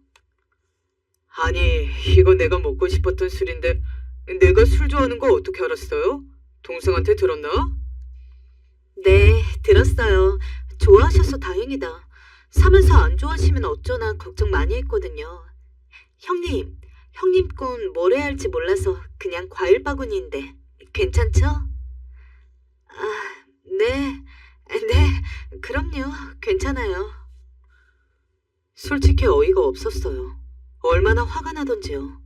아무리 봐도 동서가 우리를 무시하는 게 틀림없는데 말이에요. 어머니께는 거의 1,000만 원을 호가하는 명품백을 사드렸고 우리한테는 200만 원도 안 되는 수준의 선물을 사온 게 말이 되나요? 같은 급을 사달라는 게 아니라 첫 만남의 가족들을 만나러 선물을 준비해 올 거면 비슷한 걸로 사와야 비교가 안 되는 거 아닌가요? 그것도 과일 바구니만 딱 봐도 마트에서 사온 그저 그런 거더라고요. 마치 저를 겨냥한 듯이 말입니다. 받으면서도 기분을 상하게 하다니 진짜 보통 고단수가 아니구나. 나를 제대로 먹이려고 하는구나 느껴졌어요. 그러면서 더 경악스러웠던 건 마지막에 물을 마시러 온 동서와 잠깐 단둘이 있던 적이 있는데요. 저에게 그러더군요. 아, 맞다. 그리고 형님, 생각해보니 제가 저번에 화장실에서 형님을 한번 마주친 적이 있는 것 같아요. 그때 제가 말 실수를 좀 한 것 같은데 아직도 설마 기억하시고 꽁하게 품고 있으신 거 아니죠? 제가 그땐 좀 안 좋은 일이 있어서 그랬어요. 그러니 다 잊어주세요. 저에게 눈웃음을 살살 치며 그러고 가는데 정말로 꼬리가 100개를 달린 여우 같더라고요. 하지만 절대로 둘이 결혼만은 시키지 말아야겠다고 맘먹고 있는데 세상 일이 왜 이렇게 뜻대로 안 되는지 모르겠습니다. 어머니는 완전히 동서에게 마음을 빼앗겨 버리셨고 둘의 결혼은 일사천리로 진행되어 버렸어요. 그 후에도 동서는 어머니에게 퍽 자라더라고요. 우리 새아가가 얼마나 나한테 전화를 많이 하는지 모른다. 애교도 많고 의사이고 배려도 많고. 글쎄, 오늘은 나한테 저녁을 먹으러 가자고 하는 거야. 그래서 따라갔는데 글쎄 청담동에 연예인들이 오는 그런 레스토랑이었지 뭐니. 얼마나 고급스럽던지. 난 그런 데를 평생 안 가봐서 뻘쭘하게 앉아 있었는데 우리 새아가가 알아서 다 주문해주고 해주더라. 정말 나는 며느리복 하나는 타고났나 보다. 네, 어머니 좋으셨겠어요. 어머님이 만족하셨다니 다행이에요. 다음번엔 더 좋은 곳으로 데려다 드릴게요. 아, 마침 제가 청담동에 자주 가는 고깃집이 있는데 어머니 한우 좋아하신다고 하셨죠? 거기 한우가 부드럽고 아주 맛있거든요. 다음에 수영 씨랑 같이 가요. 정말? 아이고, 내 평생 그렇게 비싼 데 가볼지는 꿈에도 몰랐는데 우리 둘째 며느리가 그런 호강을 다 시켜주는구나. 고맙다 아가야. 우리 아가 뭐 먹고 싶은 거 없니? 저 그럼 밖에서 사 먹는 음식 말고 오늘은 집밥이 먹고 싶어서요. 어머님, 미역국 끓여주시면 안 돼요? 그럼 당연히 되고 말고 조금만 기다려라. 시어머니는 원망스럽게도 저런 말씀을 제 앞에서 대놓고 자주 하셨어요.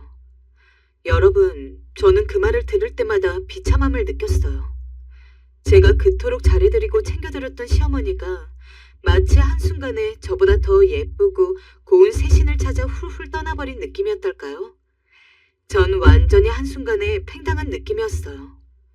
솔직히 저보다 자주, 그것도 매일 어머니에게 전화를 해대고 툭 하면 들려서 값비싼 선물들을 해드리고 가니 그걸 제가 어떻게 감당하겠어요.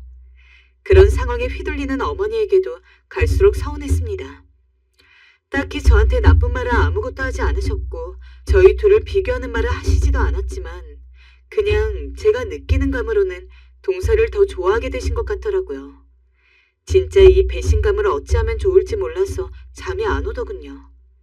그렇게 동서가 들어오고 나서부터 저의 삶은 편치 않고 자꾸 스트레스 받는 일들만 일어나게 되었어요. 원래 집에서 지켜오던 분위기가 있었는데 동서가 자꾸 그 흐름을 바꾸고 멋대로 하는 게 아니겠어요? 어머니, 이번 명절은 집에서 음식하지 마시고 나가서 우리 맛있는 거 먹고 또 놀러 다니기로 해요. 제가 하는 음식들로 식구들끼리 맛있게 먹는 게 유일한 낙이었는데 이런 것조차 멋대로 흐름을 바꾸려는 게 싫었지만 어머니가 그러시더군요. 그래, 나도 실은 나이 들고 하니 음식하는 게 다 귀찮더구나. 우리 아가 말대로 하자. 아가, 먹고 싶은 거 먹자. 뭐 먹고 싶니? 저번에 수영이가 그러던데 한식을 좋아한다면서. 저한텐 묻지도 않았어요. 동서한테만 물으시더라고요.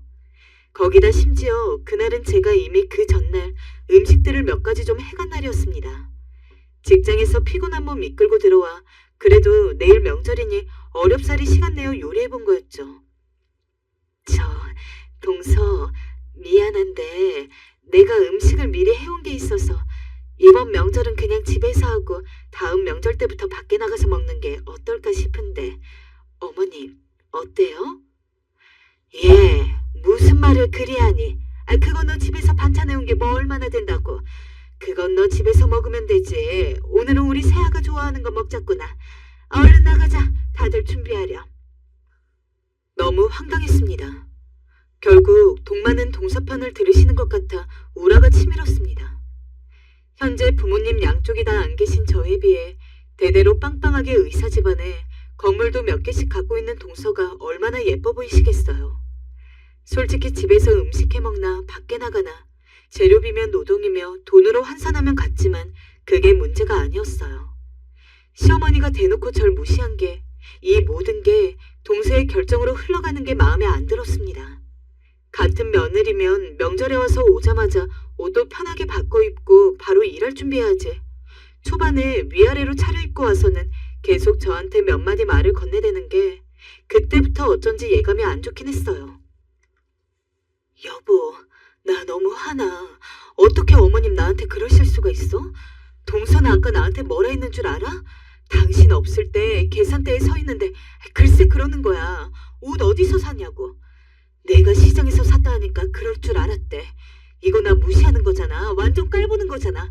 내가 왜 동서한테 그런 대접을 받아야 해? 당신 너무 예민하네. 아니 뭐 옷이 별로라고 말한 것도 아니잖아. 그냥 시장에서 산 티가 좀 났나 보지. 뭘 그리 예민하게 받아들여? 그리고 내가 봐도 그 옷은 시장 티가 나. 왜 그러고 다녀? 당신도 좀 꾸미고 다니지. 옛날 처녀 적엔 잘도 꾸미더만 애 낳더니 완전 퍼져선 여자면 관리도 하고 그래라. 너무 속이 상해 남편에게 이 일을 털어놓았는데 남편의 반응은 정말이지 더 기가 막혔죠. 동서에게 화난 감정이 남편에게로 갔고 전 남편과 한동안 냉정기를 가져야만 했습니다. 동서가 들어온 후로 시어머니와의 사이도 남편과의 사이도 그렇게 점점 안 좋아졌어요. 하지만 딱히 명절 때 아니면 마주칠 일도 많이 없을 것 같고 저나 동서네나 어머니 댁에서 멀리 살지는 않았지만 그냥 될 대로 되는 식으로 거리를 유지하면서 보냈어요. 만날 때마다 화병을 얻어서 돌아오게 되니 저도 스트레스 안 받으려면 안 보는 게 낫겠더라고요. 어머니도 제가 동서를 싫어하는 걸 눈치채셨는지 저한텐 딱히 동서 얘기도 안 하시고 워낙 동서가 왕래를 잘해서 그런지 저한테 오라가라 연락도 잘 안 하시고요. 그렇게 지내오던 중 어느 날 갑자기 전화를 하셔서 동서 이야기를 또 꺼내시길래 또 무슨 말을 하려고 저러시나 싶어 혈압이 올랐어요. 그네야, 둘째 내가 글쎄 쌍둥이를 가졌다지 뭐냐?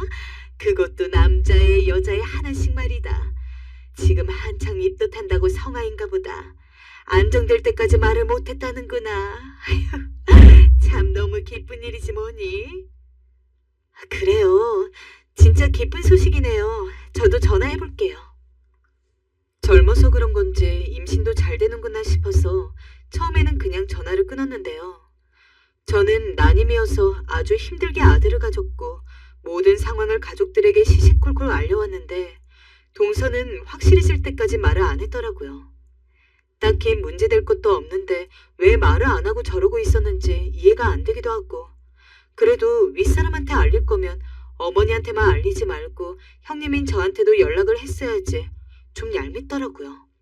어머니 통해서 듣게 하는 게 기분이 무척 나빴어요. 초반에는 그래도 저한테 먼저 전화도 해오더니 가족 모임 때마다 제가 몇 번 싫은 기색을 한 걸 눈치채서 그런지 자꾸 어머니 통해서 듣게 하더군요. 본인이 의사이건 뭐건 간에 가족관계에선 그런 건 아무런 상관도 없는데 참 건방지다 싶었어요. 하지만 어쨌건 임신이 된 건 축하해줘야겠으니 연락을 했습니다. 정말 조금도 마음에 없는 말을 해야 하는 게 힘들었지만 어쩔 수 없었으니까요. 동서 쌍둥이 가졌다며? 축하해. 입덧한다고 들었는데 힘들겠다. 네, 형님. 애기 가져보니 형님이 얼마나 힘들게 아이 키우셨는지 알겠어요. 지금도 너무 소화가 안 되어서 힘들어요. 그래? 죽이나 이런 걸 먹어야겠네. 나도 입덧이 있어서 힘들었어. 그럼 형님이 사다 주실 수 있으세요? 제가 웬만하면 가겠는데 지금 입덧이 너무 심하고 열도 있어서 병원에도 못 가고 있었거든요. 만약에 퇴근하고 오면서 사다 주시면 정말 고마울 것 같아요. 수영 씨는 요즘 야근이 많아서 집에 늦게 들어오거든요. 저보고 갑자기 전복죽을 사다 달라니 당황스럽긴 했지만 애걸복걸하며 부탁까지 하길래 일단 제 딴에는 동서 생각해서 전복죽을 사갔어요. 그래서 배를 누르고 들어갔더니 동서가 무척 놀라더군요. 아, 형님 정말 오셨네요. 얼른 들어오세요. 동선의 집은 결혼할 때 친정에서도 좀 보태주셨다고 들었는데 가보니 확실히 으리으리하긴 하더군요. 밖에서 볼 땐 평범했는데 돈이 많아서 그런지 인테리어도 엄청 비싸게 돈을 들였는지 같은 동 사는 아는 애기 엄마네 집보다도 훨씬 좋아 보였어요. 혼수로 해왔다던 가전들도 다 비싸 보였고요. 이런 크고 좋은 집에서 잘 살고 있는데 이 반도 못 되는 집에서 살고 있는 내 주제에 뭔 걱정을 해서 죽까지 사들고 왔나 싶었지만 그래도 일단은 상황이 안타까우니 내밀었습니다. 그런데 세상에 동서가 죽을 받고서나 하는 말에 저는 너무 화가 나서 몸이 떨리더군요. 사람이 아무리 돈 많고 능력 좀 있다고 해도 그렇지 이렇게 무시해도 되는 건가요? 어머, 형님 죄송해요. 제가 원래 전복을 못 먹어요. 저 생각해서 사다 주셨는데 죄송해요. 이따가 수영씨 오면 대신 먹으라고 할게요. 아니면 다시 팥죽으로 사다 주실 수 있으세요? 어? 팥죽으로 사다 주세요, 형님. 왕복거리가 얼마 되지도 않잖아요. 금방 갔다 오실 수 있을 거예요.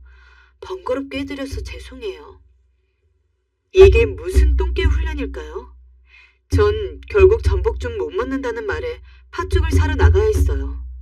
아니 그럼 미리 진즉에 전복죽을 못 먹는다고 말을 하지 사다 달라고 하면서 그 말을 쏙 빼면 어떡하나요? 죽집에 가면서도 오만 가지 욕을 한 것 같네요.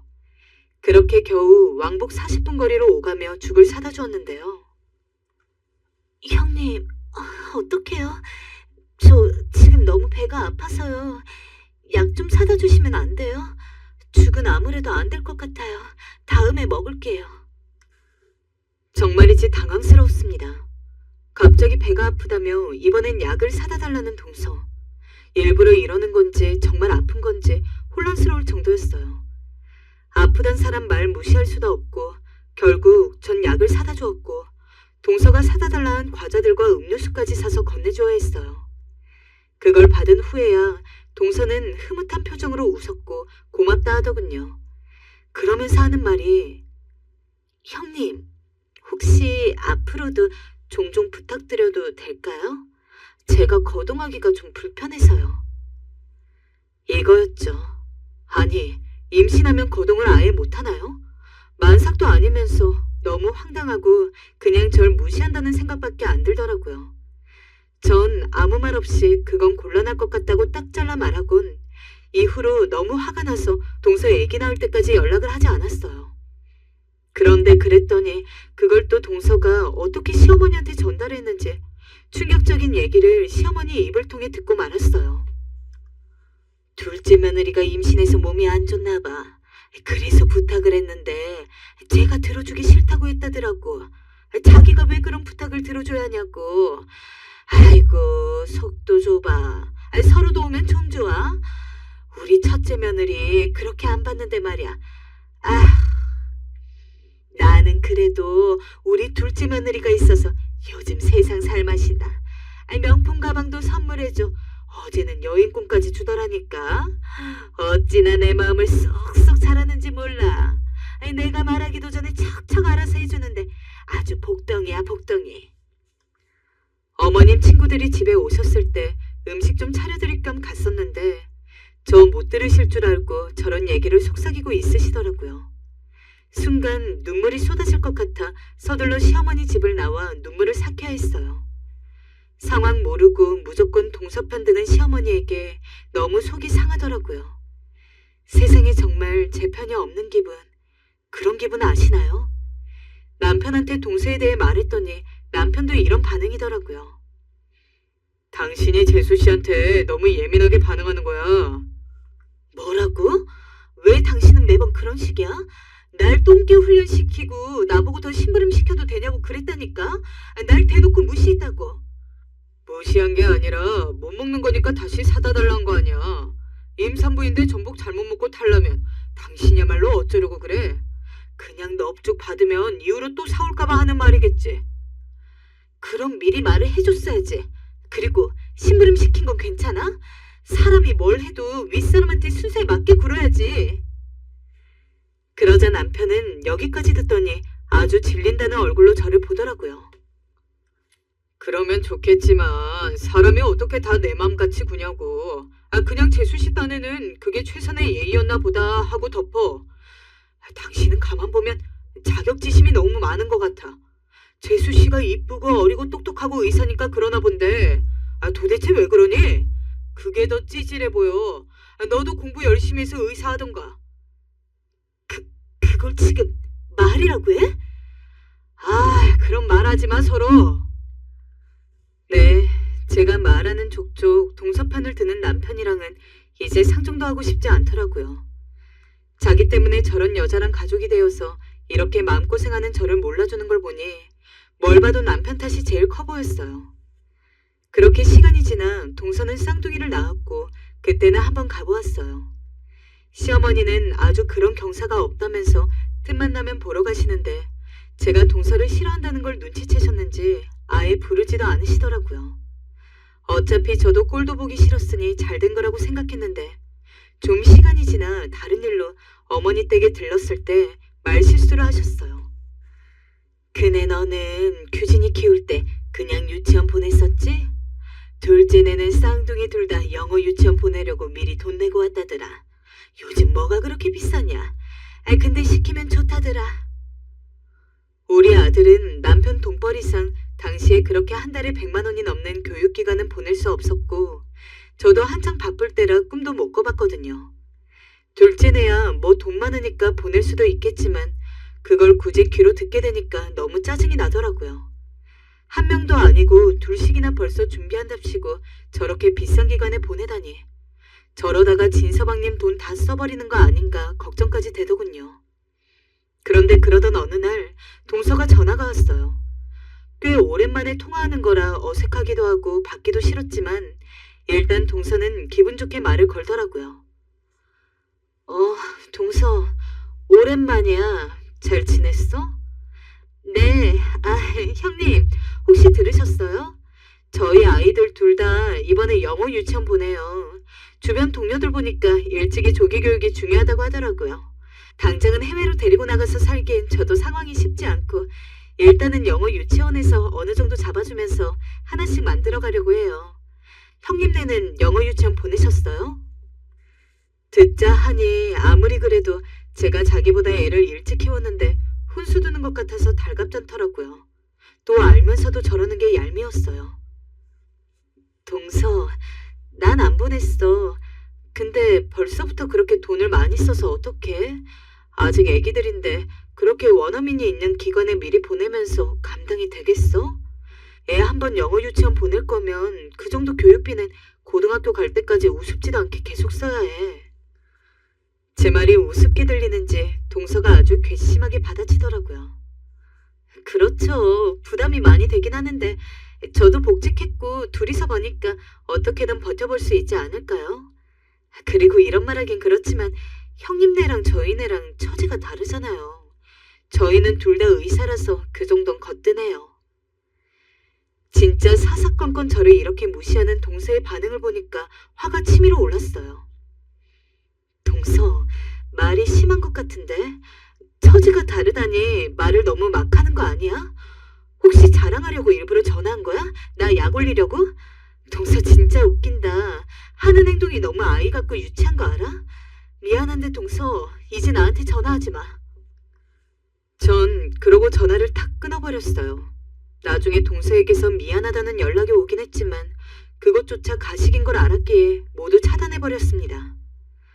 그런데 연락을 완전히 끊어버릴 수도 없었던 게 어머니가 이 무렵에 건강이 많이 안 좋아지셔서 어쩔 수 없이 형제간에 계속 연락을 하긴 해야 했거든요. 이제 이런 걸로 싸우기는 싫어서 저도 억지로 무시를 하고 참고 있었는데 그러던 중 큰 사건이 터지고 말았습니다. 갑자기 어머니가 평소 앓고 계시던 부정맥 상태가 많이 안 좋아지시기 시작했어요. 건강하시던 분도 아니었지만 너무 순간적으로 악화되는 속도가 빨라지다 보니까 진짜 명 앞에 장사가 없는 것인지 지켜보는 저희도 너무 황당할 정도였습니다. 남편이나 서방님이나 이 코로나 시국에 어머니 뵈러 왔다 갔다 하면서 힘들게 버텼고 며느리들도 그렇게 신경을 썼지만 얼마간 의식이 없는 상태로 버티시다가 제대로 인사도 나누지 못한 상태로 숨을 거두시게 된 것입니다. 솔직히 아직도 잘 실감이 나지 않을 정도고 모든 게 혼란스러울 때 장례식도 갑자기 준비를 하려니 여간 다들 당황한 게 아니었습니다. 저도 직장에 급히 알리고 어안이 벙벙해서 어쩔 줄 몰라 하는 남편을 보니 마음이 좋지 않더라고요. 최근에 왕래가 거의 없었지만 신혼 시절엔 어머니를 많이 의지했었기에 당황스러운 것은 마찬가지였고 좀 생각이 많아지더라고요. 하지만 가족장이 생기면 그런 것들을 신경 쓰기에 앞서 얼른 장례를 위한 많은 것들을 챙겨야 하니 신경 쓸 게 무척 많았습니다. 동서도 저도 우왕좌왕하던 차에 다들 각기 도움을 받아서 어찌어찌 장례를 치렀는데요. 어머니를 이렇게 보내드린 것에 대한 감상을 제대로 가질 새도 없이 어쩜 동서는 저를 이다지도 변함없이 골탕 먹이는 건지 너무 화가 납니다. 장례가 끝난 지 좀 되었음에도 불구하고 제가 잊지 못하고 이렇게 화를 내는 이유는 그렇게 큰 일을 두고 꼭 일처리를 그렇게 해야만 했었는지 어이가 없어서예요. 행사도 같이 준비하고 신경을 썼으면서 부의금에 대해서 얼마나 까탈스럽게 구는지 돌아가신 어머니 보기 부끄럽지도 않나 싶습니다.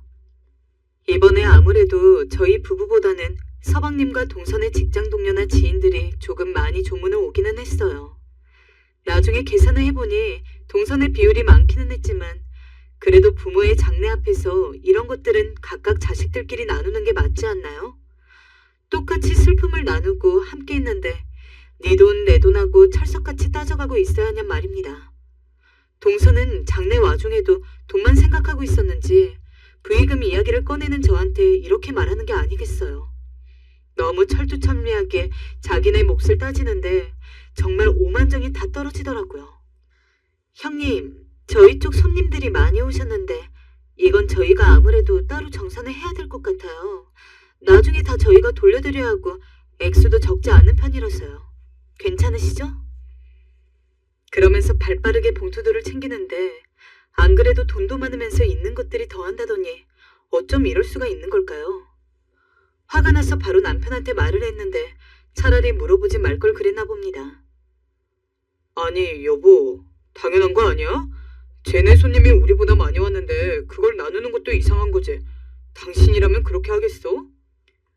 외려 저를 이상한 사람 취급을 하는데 저라면 똑같이 나눠 가졌을 거예요. 동선에는 늘 저렇게 자기네 하고 싶은 거 다 하고 살고 돈도 많은 주제에 어떻게 어머니 장례에서까지 저렇게 자기네 이득만 쏙 챙겨가는지 너무 얄밉더라고요. 그러면서 계산은 각각 집에서 나눠서 부담하자고 하는데 꼭 그렇게 칼같이 잘라야 되는 건가요? 하지만 이 사건은 그럴 수 있다 치고 넘어갔어요. 제가 말해봤자 괜히 저한테 욕만 날아올 것 같더라고요. 그런데 어머니 돌아가시고 난 후 저희 가족끼리 모이는 자리가 있었어요. 돌아가신 어머니 얘기를 나누고 있는데 갑자기 동서가 저에게 너무 뜬금없이 직장을 구했냐고 묻더라고요. 아니, 아직 새로운 데 알아보고 있어. 그래요? 그럼 형님, 제가 새로운 일자리 알아봐 드릴까요? 어디 아는 병원이라도 있어? 근데 그러면서 하는 말이 정말 어처구니가 없더라고요. 형님, 혹시 저희 집 가정부로 일하시는 건 어때요? 가정부란 말이 좀 그렇긴 한데요. 지금 아이들 밥 해주고 집안일 해주시는 분이 갑자기 갑자기 그만두게 되어서 곤란한 상황에 있거든요. 형님께서 해주시면 너무 감사할 것 같은데. 아무래도 아이들 문제이다 보니 예민한 문제이기도 했어요. 보수는 섭섭하지 않게 드릴게요. 형님 간호사 하셨을 때 월급보다 5만 원 더 쳐서요. 어때요? 여기서 전 그만 폭발을 해버렸죠. 동서, 정말 너무한 거 아니야? 나한테 심부름 부탁할 때도 그러더니만. 뭐? 이제는 가정부? 동서 대체 나를 어떻게 보는 거야? 나 지금 간호사 일 동서가 볼 때는 아무것도 아닌 것처럼 보이나 본데 내 나름대로 사명감 가지고 일하는 거야. 동서가 의사라 해서 날 무시할 권리는 없다고. 어머, 형님 왜 이리 화를 내세요? 전 그냥 제안한 것뿐인데. 형님 정말 이상하신 분이네요. 가정부란 직업이 어디 나쁜 직업인가요? 솔직히 말해서 고작 간호사 일하면서 그 월급 받고 일하는 거면 저희 집 가정부를 일하면서 돈 많이 버시는 게 더 좋잖아요. 전 나름대로 형님 생각해서 말한 건데요. 그 순간 저한테 어떤 그런 님이 나왔는지 모르겠어요. 그만 동서의 멱살을 잡아다가 바닥으로 매다 꽂아버렸거든요. 우리 아들이 가끔 태권도 하면서 하던 기술이었는데 제가 그대로 실행해버렸어요. 그리고 울고 있는 동서를 지나쳐서 씩씩거리며 집으로 돌아왔습니다. 남편은 제가 무서워 찍소리도 못하고 있었지만 저는 그 순간에도 화를 참을 수 없었어요. 이대로 넘어가선 안 되겠다는 생각이 들었고 그때부터 저만의 복수를 실행하기로 마음먹었죠. 사실 제가 그간 동서한테 당하면서 언젠가 한 방을 먹일 순간을 기대하며 생각해둔 게 있었거든요. 다만 확실하지 않아서 증거자료가 더 필요하긴 했지만요. 저는 그날 이후 동서를 미행하기 시작했어요. 동서가 병원에서 퇴근한 순간부터 말이죠. 실은 전부터 병원 내에서 떠도는 소문이 하나 있었어요. 바로 동서가 같은 유부남 동료 의사와 바람을 피고 있다는 소문이었는데요. 에이, 설마 그런 소문 많잖아. 동서 우리 서방님을 얼마나 좋아하는데 시어머니한테 명품 선물까지 하더라니까. 아니에요, 간호사님. 이미 소문이 파다해요. 간호사님만 모르시는 거예요. 다른 간호사들이 쑥덕거리고 있을 때도 믿지 않았지만 이제는 믿어야 할 때가 온 거였죠. 저는 조심스레 동서의 뒤를 밟았고 미행한 지 6일차 정도 되었을 때 동서가 어느 모텔로 들어가는 걸 발견했습니다. 거기에 서방님이 있을 리 만무했죠. 전 투숙객인 척 몰래 따라 들어갔고 그곳에서 나오는 동서와 동료 의사를 발견했어요. 이때다 싶어 그걸 사진으로 찍었고 고스란히 서방님 앞에 내놓았고요. 서방님은 충격을 금치 못했죠. 서방님, 죄송하지만 이 여잔 이제 내쳐야 되겠어요. 서방님에게 이혼하자는 소리가 나왔는지 동서는 바로 저희 집으로 쫓아왔습니다. 형님, 미쳤어요? 왜 내 뒤를 미행해요? 이거 불법이에요, 알아요? 다짜고짜 저에게 욕을 퍼부으며 막말하는 동서를 보니 얼마나 상황이 급박한지 알겠더군요. 가만히 전 팔짱 끼고 그걸 그냥 지켜보고 있었습니다. 그런데 제가 그리 나오자 동서가 이번엔 제 바지가랑이를 붙잡고 싹싹 빌더라고요. 거짓말인 걸로 해주세요, 형님. 형님이 저 질투하셔서 저런 거 찍은 거라고, 제가 아닌 거라고 말해주세요. 동서, 상황 파악이 안 되나 보구나. 사진 속에 있는 사람은 엄연히 동서인데 어떻게 내가 그런 거짓말을 할 수 있겠어? 죄 지은 사람은 벌 받아야지. 인과응보 몰라? 이혼 당할 일 했으면 이혼해야지. 이제 나가줬으면 좋겠는데 아이 올 시간 돼서 말이야. 형님. 그제야 울며불며 저에게 형님이라고 말하며 꼬박꼬박 존칭을 쓰는데 기가 찼습니다. 지금 동서는 이혼한 상태고 혼자 살고 있답니다. 아직까지 서방님에게 연락하며 받아달라고 하는 모양인데 서방님은 동서 쪽을 쳐다도 보지 않고 있고요. 어쨌든 오늘 여러분께 전해드리고 싶은 이야기는 여기까지였어요. 혹시 여러분 주변에도 이런 동서가 있다면 꼭 반드시 가만히 있지 마시고 할 말은 다 하시길 바래요. 저도 나름대로 복수한 뒤 지금 너무 후련하게 살고 있거든요. 모두 건강 잘 챙기시고 지금까지 이야기 들어주셔서 감사해요.